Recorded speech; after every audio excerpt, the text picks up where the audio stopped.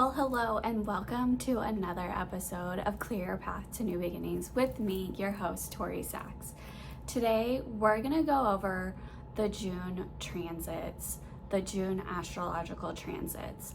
And I always like to preface that I am a Jyotisha, I am a Vedic astrologer. So if you follow the more tropical Western form of astrology, then there will be some differences. For me, Vedic astrology really has resonated. I have friends that are Western tropical astrologers, and so it's really fun to talk about those nuances. But for me, this just really, the Eastern modalities really just kind of connect with me. So today, this is your extended version of what's going on, like what I would get that calendar out, I would get that pen and paper out and really start putting them in your calendar to be like, okay, I need to be aware that these things are happening for the month of June. And if you're like, hey, this is so intriguing, but I have no idea about my chart, and maybe you're going through something, or you just want to have more awareness and know how you can be more karmically and cosmically aligned, I would love to give you a consultation, a reading. So definitely check out the website. It's at the end, torysachs.com. I always say if you know my name, you can find me. But yeah, so let's get started for the month of June. So one thing that's like really excited, overarching, is that we have had Venus officially change signs on May 31st, and now she's in Aries. And I'm not going to go into how long she's in the sign of Aries, but what I am going to say is that we had Venus in Pisces, oh gosh, since January. So it's been a good 5 months of her in a sign. And so I know for me, I'm excited to get some of this relief and some of this movement. Even though she did go direct on April 12th and she cleared her post-shadow cycle on May 16th, it's still just nice to kind of once a planet changes signs after being retrograde, especially our quicker moving or more personal planets, it's just nice because it's like a breath of fresh air. Even though them stationing direct is always really helpful, it's still a breath of fresh air. So we have that change, something that we have been dealing with for a while. So it's going to be like a new flavor, right?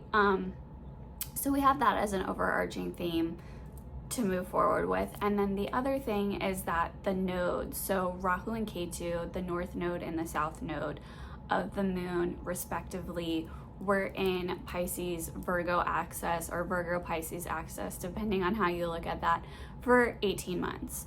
And at the end of May, they also moved into Aquarius and Leo, or Leo and Aquarius. And so that's huge because for 18 months we've had them in this one sign. So what I'm saying is that we're feeling like this breath of fresh air for this month of June, for this new month. So it's not just a turning of the page in the Gregorian calendar, it's also kind of a turning of the page with the astrological and cosmic planets as well.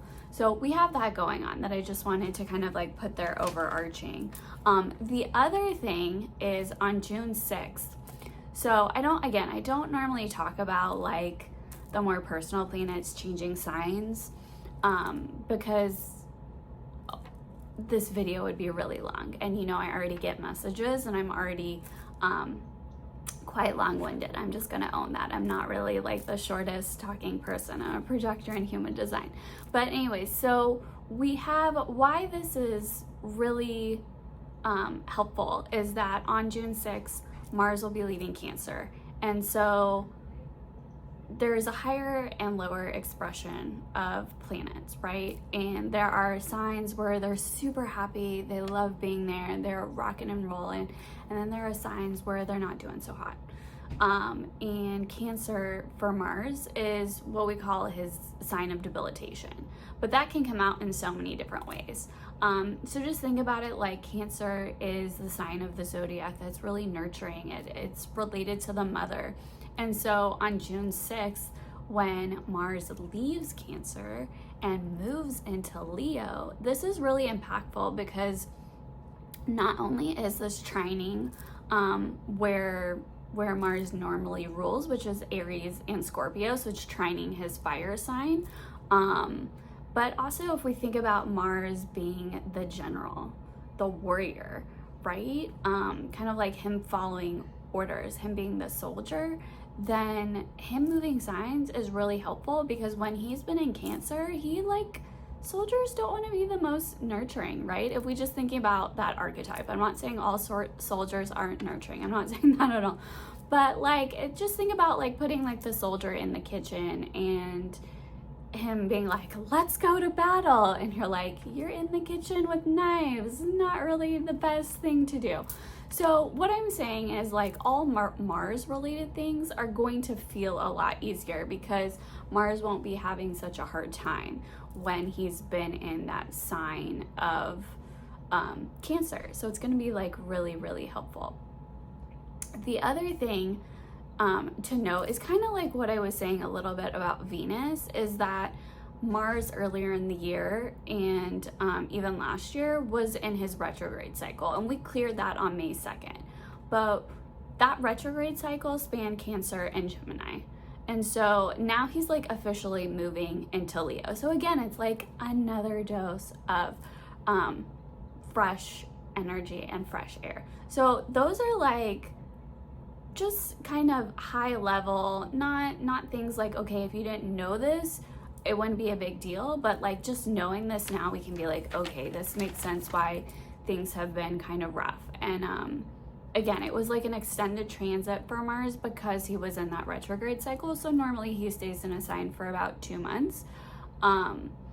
And because of his retrograde cycle, it was a little bit longer. Okay, so then on June 11th, we get the full moon. And this full moon is gonna be Scorpio Taurus, specifically. The sun's gonna be in Taurus, the moon's gonna be in Scorpio. So again, full moons are all about releasing. It's all about might give you extra energy to actually get what you need to get out there. So this is going to be a really helpful time. The moon is in Scorpio. The moon is in the area of the zodiac called Jeshta. So this is going to be you might really notice that you are feeling this full moon a lot more than you normally would, just because this is the tail of the scorpion. So this is Scorpio is a really deep sign. It's really reflective sign. We talk about a lot with Scorpio, research and going down a rabbit hole. So you're gonna notice that, right? You're gonna feel that even though it's a full moon, there might be vibes of this being really new moony where you have to just be super reflective. And then after that reflection, there is going to be a really, not intense, but you're gonna have a real deep release coming in. You might notice, because just thinking about Scorpio being the natural 8th sign of the zodiac, and the 8th sign has to do with a lot of grief, right? A lot of transformation. So just notice that once you process the grief and you go through and you really look at things in this full moon, in this time of release, again, we're releasing to make space for what is for us. This is a time of release. So just notice this one might hit you a lot harder than normal.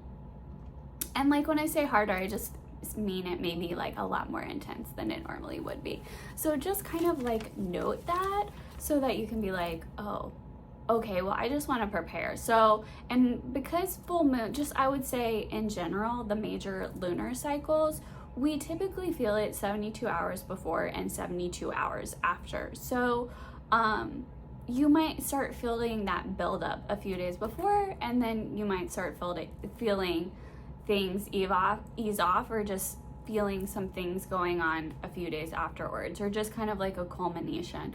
Full moons are also great times if we want to launch things or put things out there, because the moon is at its brightest. The moon is at its kind of apex.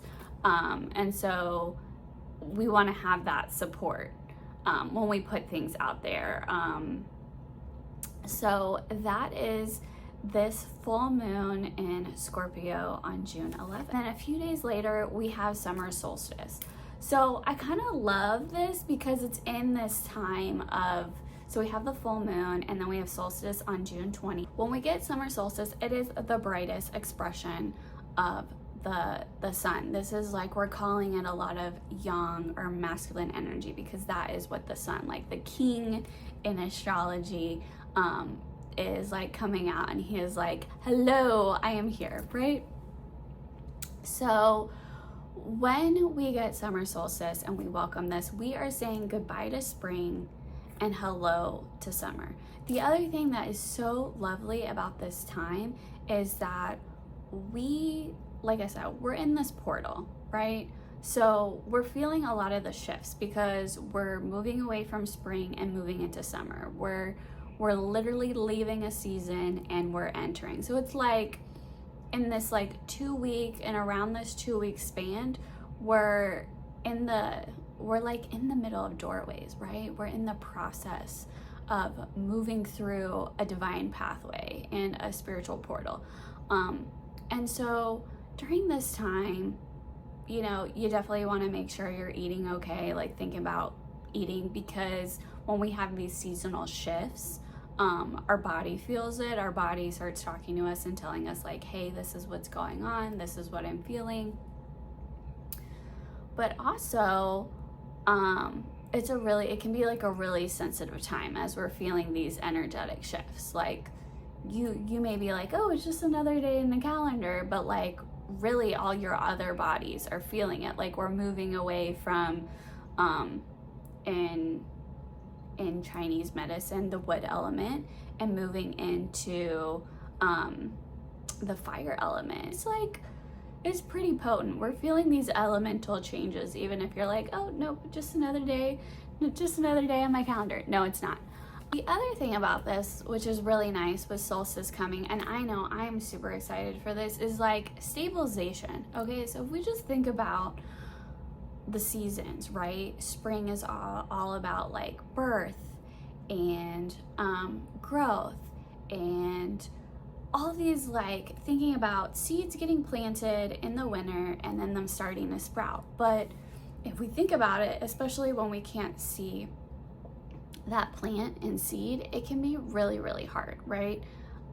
There's a lot of darkness. We're moving through a lot of feelings and things, just like that seed is, right? That plant is moving through a lot to blossom and bloom. So in summer, when we think about kind of looking at trees and nature to kind of get those metaphors and understand that full expression, this is when we get the full bloom of a flower. Like in spring, it like came up and it's, oh, hey, I think it might be starting to bloom. In summer, no, we get the full expression. That flower, that plant is really blooming, it is out there, it is so ready to be seen. And that's like similar for us. I mean, we mirror our life, or if you're wanting to align yourself with nature, you are working to align yourself so that your life looks a lot like nature. So this would be like really great time to put out new products or projects. It's a really good time to really be seen and out there in full expression. The other thing is, in spring, it is there is like so many ups and downs, right? Again, that like plant, that seed that is coming up to sprout. And so because of that, things may feel harder. It feels like a very upward trajectory, but like you're like, okay, I'm just really trying to climb this hill. When we get to summer in this full expression, we're like at the top of that hill, right? And so now we're just like cruising along. I mean, it's not all stagnation, but because we're always changing, right? We're never in the same place. Like as soon as we hit summer solstice, then it's like, okay, every day we're getting closer to fall or autumn. But anyway, so what I'm trying to say is this is a time like seasonably where we're like stabilizing. The weather is stabilizing with summer solstice, and it's not so much chaotic, like, oh my gosh, there's a storm. So we're moving away from the kapha season, which has been like a heavier time. It's water and earth, so it's like, okay, maybe like you're trying to move through things, but it's just been taking a lot longer, right? So this is like a really exciting time in general, and just think of it like divine doorways, divine moving through doorways and moving through portals and moving away from the spring season and moving into the summer season, which will feel a lot different. And honestly, like you'll just feel a lot more stabilization. And I think just in general with what we have going on astrologically, we're feeling that too, right? Then on June 25th, we have the new moon, and this new moon is in Mrigashira. So this new moon is going to be with Jupiter. As I said, like if you watch that other video that I shot, that was all about Jupiter moving signs. So we get the new moon, and it's all about new beginnings, right? And so again, just notice like, okay, a few days before, like, are you feeling really reflective? Are you like getting into what we call the dark moon? And then on the other side of things, that 72 hours afterwards, like maybe you feel like you processed a lot. And so new moons again are times of new beginnings.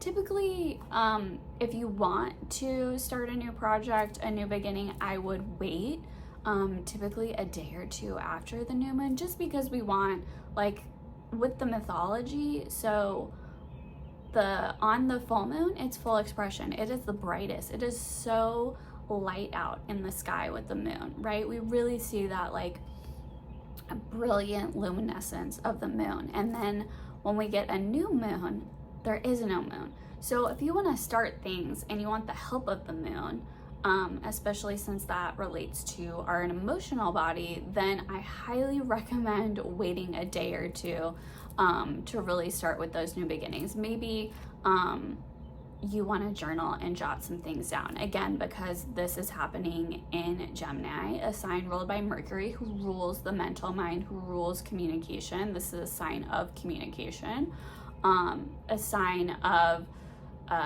friends and social gatherings and social media. I would say if you want to work with this new moon in the right way, it would be to really start thinking about things, thinking about those new beginnings, process that grief and what maybe was standing in your way from that full moon, and like how you want to now move forward with the new moon. So like during that dark moon, really being reflective. And then once the new moon hits and like a day or two afterwards, then I would really start with those new beginnings. Okay, I've thought about how I want to move forward. I'm thinking about how things are, and now I'm ready to move forward, and I've really kind of ideated on things. So now I can go ahead and put my best foot forward. So that's what I would say how to do that. And that's really where the moon is going to be, and the sun typically, because they're in about the same spot. For a new moon, it's when the sun literally eclipses the moon. But when we're in that area, this area of the zodiac, this nakshatra, has to do with searching and seeking. So this is like a really good time to really kind of ideate and noodle on things, and maybe put something down and then pick it back up, because this area of the zodiac is kind of helping you with that. Okay, like I'm searching for the exact right thing to think about. I've been really thinking about things, but I'm not quite ready to move forward. And then when it moves into, when the moon starts moving and we get a little bit more of that light from the moon, that luminescence, then you can be like, okay, you know what? I've thought about it. I've been searching and seeking, and now I'm ready.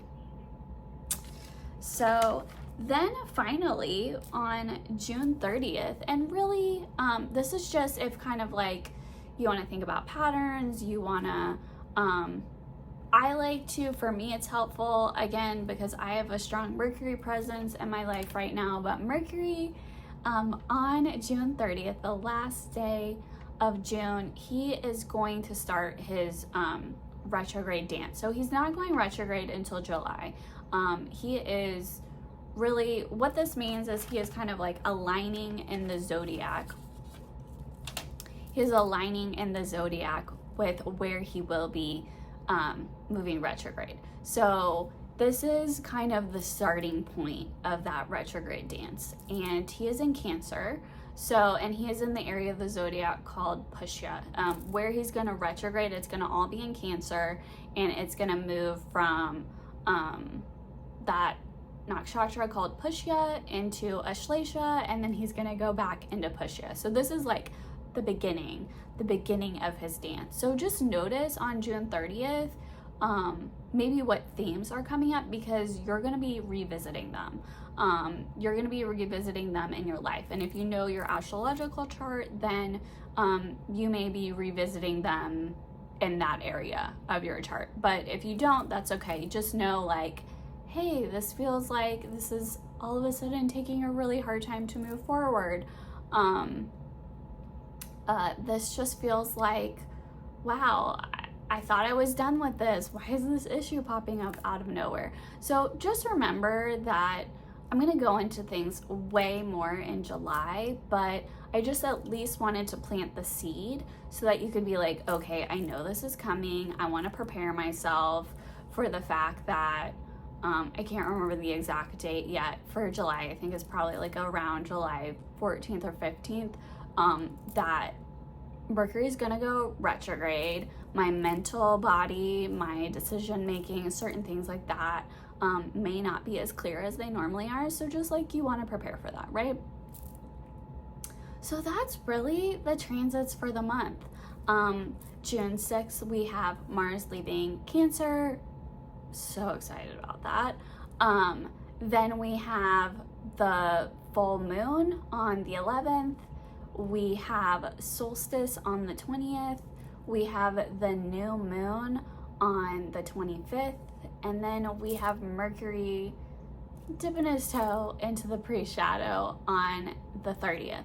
So really nice. We don't have, again, there's always something going on, but like those overall, you need to put it in the calendar. You don't have so much to worry about this month.